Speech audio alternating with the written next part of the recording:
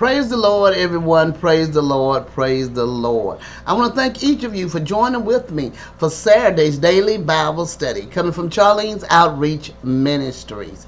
Our lesson for today is God chooses weak things. God chooses weak things. Amen. We have a wonderful and powerful lesson that we are going into. But before we get started, I would like to let everyone know that the name of my YouTube channel will be changing to Charlene's Outreach Ministries, and I would like everything should cross over without any problem. But they said that the only thing that will not be there will be my comments that I have made to you all. So they will be gone, but the ones that are there, the ones that you made, will still be there. Okay, and so I want you to be confident in knowing that no one is going in and taking out your comments or anything like taking out my comments, or I'm taking them out. But this is part of the process of changing over. Amen. And so I want you to be aware of what's going on, and we're going to try to do that midweek or to the last of the week. I'm not giving a specific date right now because I'm not positive of the exact date. I know I'm hoping and praying that it will be between Wednesday and Saturday of next week. Amen. Okay, we're going to get ready and get started, move right into our lesson. Our lesson is coming from 1 Corinthians, the first chapter, the 26th verse through the 31st. We would like to ask if something is said touches your heart, soul, or spirit. You have any questions or comments, or if you would like prayer, please feel free to jot it at the bottom of the screen below, and I will get to them as soon as possible. And I would also like to ask if you would subscribe to my channel and join with us as we study and meditate on the word of the Lord, that we become stronger and more proficient doers of his word and not hearers only. Hit the little bell to be notified each time a new lesson is put out.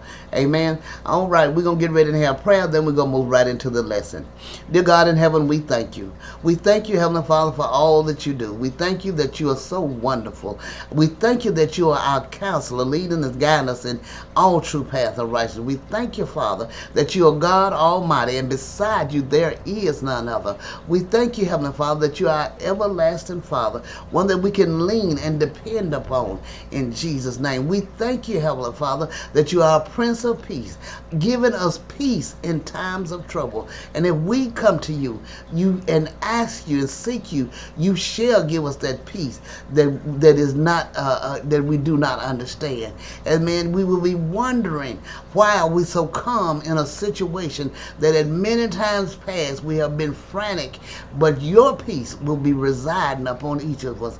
We give you glory and honor for your wonderful works in and through each of us. Lord, we come to you this day thanking you and blessing you for all that you do in our life, those seen and unseen, in Jesus' name. Lord, we thank you for going with us as we come in and when we go out. We thank you, Father, for watching over us as we go up and down the dangerous highway day and night, Father. We thank you for all the many blessings that you bestow upon us in the name of Jesus. Lord, we give you honor, glory, and praise.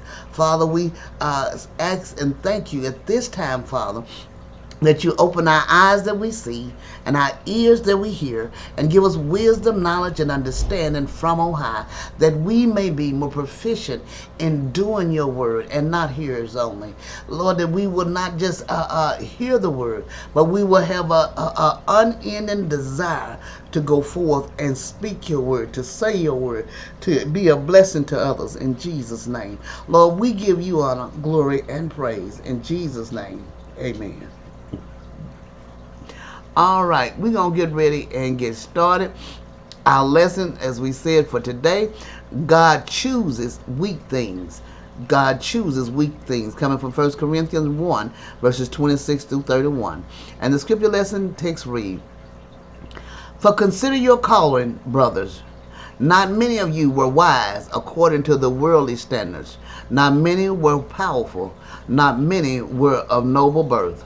But God chose what is foolish in the world to shame the wise.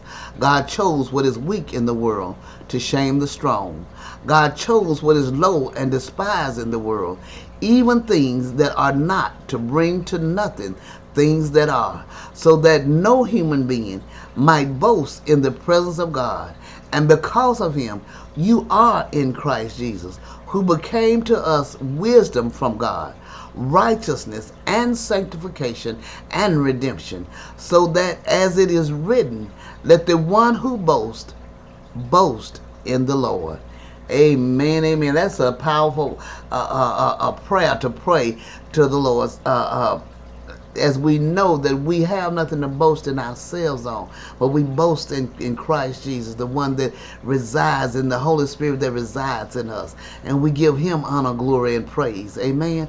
And we know that we are powerful and strong through him, because the word says we can do all things through him that strengthens us. Amen. So we have to go forward, and we have to realize no matter how ill-equipped we may feel, long as we lean and depend on him, he is our strength. He is the one that provides the opening and the placement of us to do and be the person that he would have us to be. No matter where you are, excuse me, no matter which way you're trying to go in, if it's a business, if it's a job, if it's a ministry, whatever ministry it may be in, if it's in the singing, if it's in cleaning the church, if it's whatever it is you do it as unto God, it shall be blessed. It shall be, you shall be blessed beyond your wildest dreams. The blessing that he pour upon you is more than you can ever imagine. Amen. Commentary says God did not choose philosophers, nor orators, nor statesmen, nor men of wealth and power and interest in the world to publish the gospel of grace and peace. He best judges what men and what measures serve the purposes of his glory. Though not many noble are usually called by divine grace, there have been some such in every age who have not been ashamed of the gospel of Christ, and persons of every rank stand in need of pardoning grace. Often a humble Christian, though poor as to this world, has more true knowledge of the gospel than those who have made the letter of Scripture the study of their lives, but who have studied it rather as the witness of men than as the word of God. And even young children have gained such knowledge of divine truth as to silence infidels. The reason is they are taught of God. The design is that no flesh should glory in his presence. That distinction in which alone they might glory was not of themselves. It was by the sovereign choice and regenerating grace of God that they were in Jesus Christ by faith. He has made God to us wisdom, righteousness, sanctification, and redemption. All we need or can desire. And he is made wisdom to us, that by his word and spirit, and from his fullness, and treasures of wisdom and knowledge, we may receive all that will make us wise unto salvation, and fit for every service to which we are called. We are guilty, liable to just punishment, and he is made righteous. Our great atonement and sacrifice. We are deprived and corrupt, and he is made sanctification, that he may in the end be made complete redemption, may free the soul from the being of sin, and loose the body from the bonds of the grave.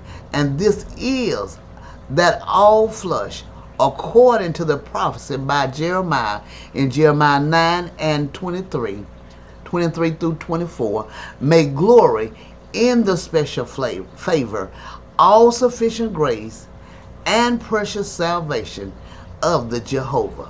Amen, amen. This is a wonderful and powerful lesson. I pray you meditate on this lesson today and have a wonderful and blessed day. God bless each of you.